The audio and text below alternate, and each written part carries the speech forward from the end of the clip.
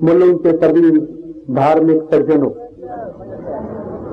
आज आपसे एक विशेष गौरक्षा के प्रश्न पर बात कहनी है। सामान्य रूप से मैं स्वदेशी पर काफी व्याख्यान करता हूं, लेकिन आज आपके बीच में एक नए विषय गोरक्षा के प्रश्न पर व्याख्यान करने के लिए आया हूं। गोरक्षा का प्रश्न कितना महत्वपूर्ण है और गोरक्षा जरूरी क्यों है, इन दो बातों पर मेरे व्याख्यान में काफी कुछ कहने की कोशिश करूंगा। और गोरक्षा के संबंध में हम सब लोग अपने अपने जीवन में क्या कर सकते हैं, एक तीसरी बात व्याख्यान में वो कहने की कोशिश करूंगा। आप सब जानते हैं कि हमारा देश अंग्रेजों का एक लंबे समय तक गुलाम रहा। सैकड़ों वर्षों तक अंग्रेजों ने इस देश को गुलाम बनाने के लिए काफी तैयारियां की थी। पिछले कुछ वर्षों से भारत देश की गुलामी और अंग्रेजों ने भारत में क्या किया, इसके बारे में हम लोगों ने, हमारे कुछ साथियों ने 50,000 से ज्यादा कुछ दस्तावेज इकट्ठे किए हैं। लंदन की लाइब्रेरीज में से, इंडिया ऑफिस लाइब्रेरी में से, ब्रिटिश हाउस ऑफ कॉमन्स की लाइब्रेरी में से जो दस्तावेज मिले हैं, उन दस्तावेजों के आधार पर आज का व्याख्यान होगा। गोरक्षा का प्रश्न क्यों जरूरी है। 1813 के साल में अंग्रेजों की संसद हाउस ऑफ कॉमन्स में एक बहस चली और 1813 के साल में अंग्रेजों की संसद के हाउस ऑफ कॉमन्स में जो बहस चली, उसका शीर्षक क्या था, किस मुद्दे पर वो बहस चली। उस बहस का मुद्दा था how to Christianize India, Bharat को ईसाई कैसे बनाया जाए। इस मुद्दे पर ब्रिटेन की संसद में 1813 के साल में एक बड़ी बहस चली। 24 जून 1813 को वो बहस पूरी हुई और 24 जून 1813 को जब वो बहस पूरी हुई तो उस बहस में एक प्रस्ताव पारित किया गया। वो प्रस्ताव यही था कि भारत को ईसाई बनाना है। उस बहस के जो दस्तावेज हैं, उनको देखने से ये पता चलता है कि अंग्रेज और ईस्ट इंडिया कंपनी जो भारत में आए थे, वो सिर्फ व्यापार करने के लिए नहीं आए थे और ईस्ट इंडिया कंपनी और अंग्रेजों को भारत में सिर्फ व्यापार करने में रुचि नहीं थी। वो भारत को ईसाई बनाने का एक बड़ा काम करने के लिए भी आए थे, जो उनकी दृष्टि में बड़ा काम था। इतिहास में हम लोगों को सिर्फ इतना ही पढ़ाया जाता है कि ईस्ट इंडिया कंपनी भारत में व्यापार करने के लिए आई थी, लेकिन 1813 के वो दस्तावेज देखने के बाद पता चलता है कि ईस्ट इंडिया कंपनी भारत में व्यापार करने का बहाना लेकर आई थी। मूल उद्देश्य उनका भारत को ईसाई बनाने का था। तो भारत को ईसाई बनाने का जो प्रस्ताव पारित हुआ ब्रिटेन की पार्लियामेंट के हाउस ऑफ कॉमन्स में, तो उस प्रस्ताव में कुछ नीतियां तय की गई और उन नीतियों को अंग्रेजों की सरकार ने भारत में अपने पूरे समय में लागू किया। वो नीतियां क्या थी? उन लोगों की, अंग्रेजों की जो सबसे पहली नीति थी भारत के लिए, वो ये कि अगर भारत को ईसाई बनाना है तो भारत में जो समृद्धि है, भारत में जो संपन्नता है, भारत में जो सुख है, भारत में जो पैसा है, जो संपत्ति है, इसका नाश करना पड़ेगा। क्योंकि जब तक किसी समाज में गरीबी नहीं आएगी, जब तक किसी समाज में बेरोजगारी पैदा नहीं होगी, तब तक उस समाज को ईसाई नहीं बनाया जा सकता। ये बात लंदन के पार्लियामेंट में बहुत सारे उस जमाने के एमपीज ने कही। तो भारत में विपन्नता लानी है, भारत को गरीब बनाना है, भारत में भूखमरी फैलानी है, इसकी एक नीति अंग्रेजों ने व्यवस्थित रूप से भारत में शुरू की। और उस नीति के तहत उन्होंने जो सबसे पहला फैसला लिया, वो उनका फैसला ये था कि भारत में अगर गरीबी पैदा करनी है, भूखमरी पैदा करनी है, तो भारत की अर्थव्यवस्था का नाश करना पड़ेगा, भारत की अर्थव्यवस्था को बर्बाद करना पड़ेगा। तो भारत की अर्थव्यवस्था को बर्बाद करने के लिए, भारत की अर्थव्यवस्था का नाश करने के लिए अंग्रेजों की सरकार ने एक फैसला और किया कि भारतीय कृषि पद्धति को भी बर्बाद करना पड़ेगा।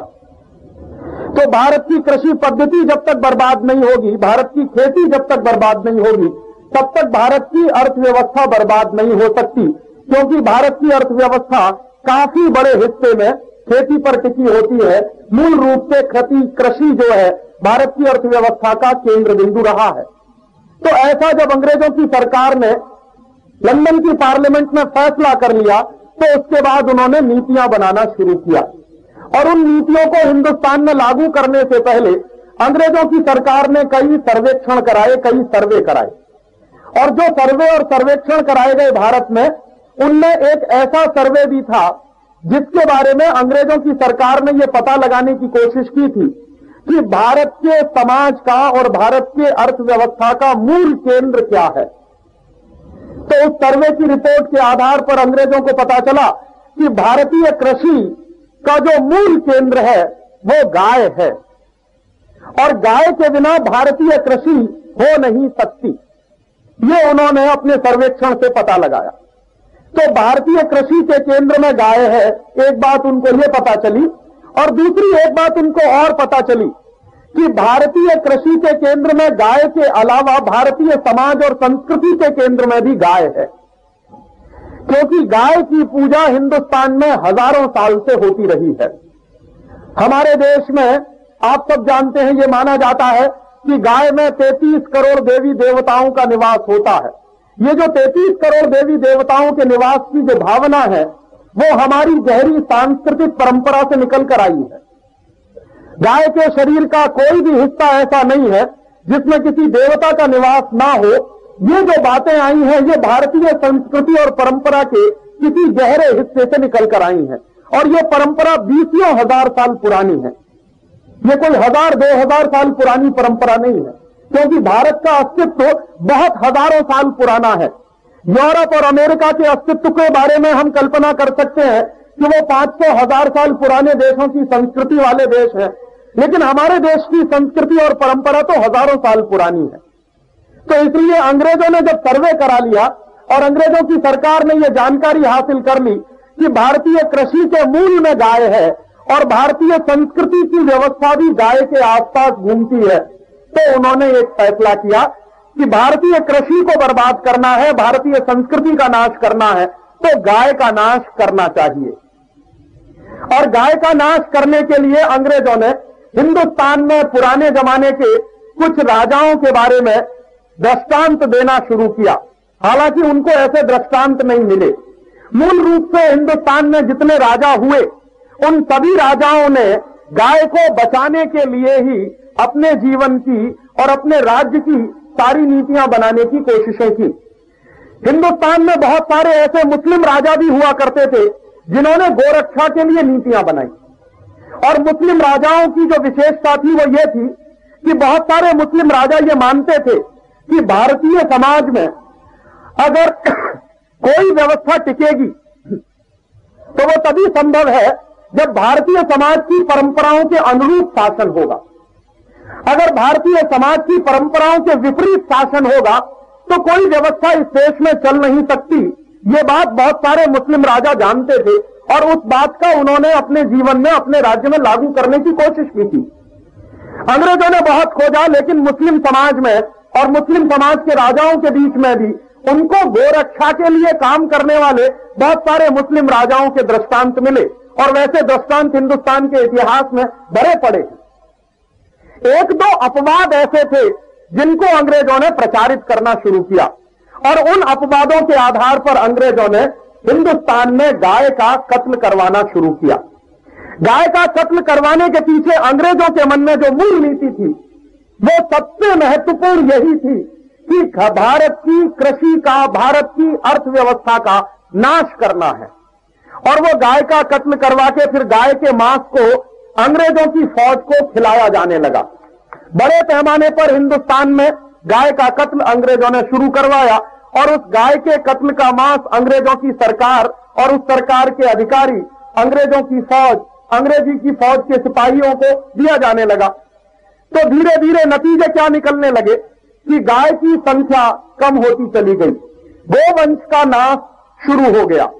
बीच के दौर में अंग्रेजों की सरकार को एक महत्वपूर्ण सच्चाई का पता चला और वो महत्वपूर्ण सच्चाई क्या थी? अंग्रेजों की सरकार को पता चला कि गोवंश का अगर नाश करना है तो गाय का नाश करने से ज्यादा जरूरी है नंदी का नाश किया जाए। बुल का नाश किया जाए, जो सांड होता है उसका नाश किया जाए। और अंग्रेजों का एक अधिकारी था, उस अधिकारी ने इस बात को अपनी एक रिपोर्ट में लिखा कि हम गाय का कत्ल करते रहें और गाय को मरवाते रहें तो गाय पैदा होती रहेगी।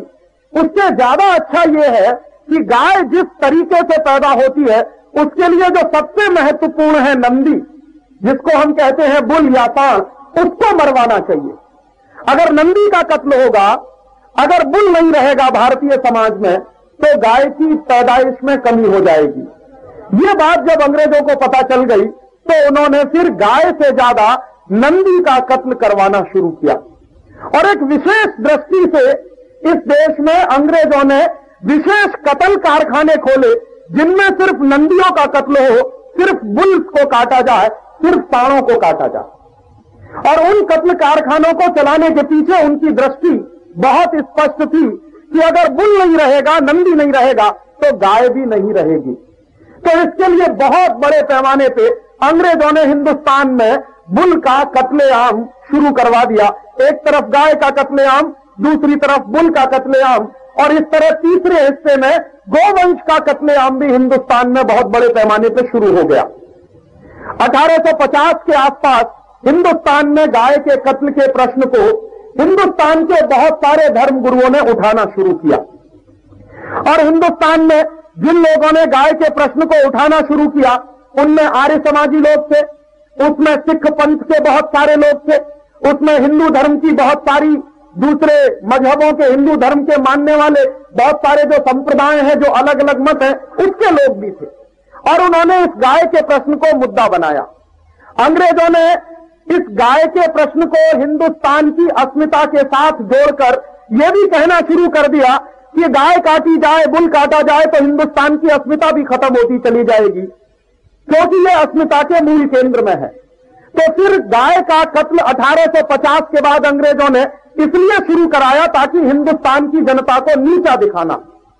पहले गाय और बुल का, नंदी का कत्ल इसलिए करवाया गया कि हिंदुस्तान की अर्थव्यवस्था को बर्बाद करना है, कृषि को बर्बाद करना है।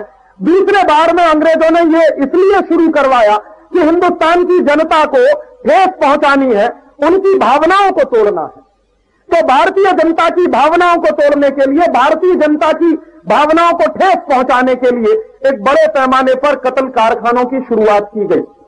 अंग्रेजों के जमाने के दस्तावेज बताते हैं कि अंग्रेजों की सरकार ने पूरे हिंदुस्तान में कुछ ऐसे 350 कत्ल कारखाने खुलवाए जिनमें गोवंश का नाश होता था। अंग्रेजों के जमाने के कुछ दस्तावेज बताते हैं कि कितना गोवंश का नाश अंग्रेजों के जमाने में होता था। 30 वर्षों में 1910 से लेकर 1940 के साल में कुल लगभग 10 करोड़ से ज्यादा गोवंश का कत्ल अंग्रेजों की सरकार ने कराया।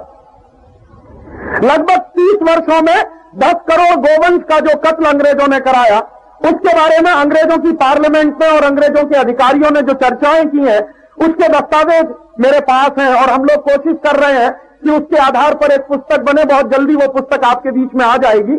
तो वो जो 10 करोड़ गोवंश का कत्ल कराया, उसके बारे में अंग्रेजों की सरकार ये कह रही है कि अगर ये 10 करोड़ गोवंश का आज कत्ल हो जाएगा तो आने वाले जमानों में करोड़ों गोवंश का नाश इस तरह से हम आगे बढ़ा सकते हैं।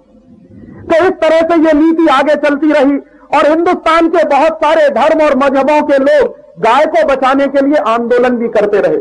आप सब जानते हैं, हिंदुस्तान में जो क्रांति हुई थी, उस क्रांति की जो पहली चिंगारी लगी थी 1857 में बैरकपुर की छावनी में, जब मंगल पांडे को फांसी की सजा हुई थी, तो मूल प्रश्न गाय का ही था। उस गाय के मूल प्रश्न से हिंदुस्तान की क्रांति की शुरुआत हुई थी और बाद में वही मूल प्रश्न हिंदुस्तान की आजादी का प्रश्न बन गया था। आप सबने इतिहास में इतना तो पढ़ा ही होगा कि मंगल पांडे को फांसी की सजा क्यों हुई थी। मंगल पांडे एक आर्य समाजी नौजवान था, स्वामी दयानंद के विचारों से बहुत ज्यादा प्रेरित था।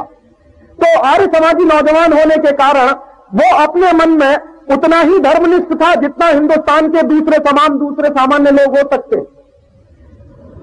गलती यह हुई कि मंगल पांडे ने अंग्रेजों की फौज में नौकरी कर ली और अंग्रेजों की फौज में नौकरी करते हुए एक दिन मंगल पांडे को पता चला कि जो कारतूस अंग्रेजों की सरकार देती है इस्तेमाल करने के लिए, उन कारतूसों पर गाय की चर्बी लगी होती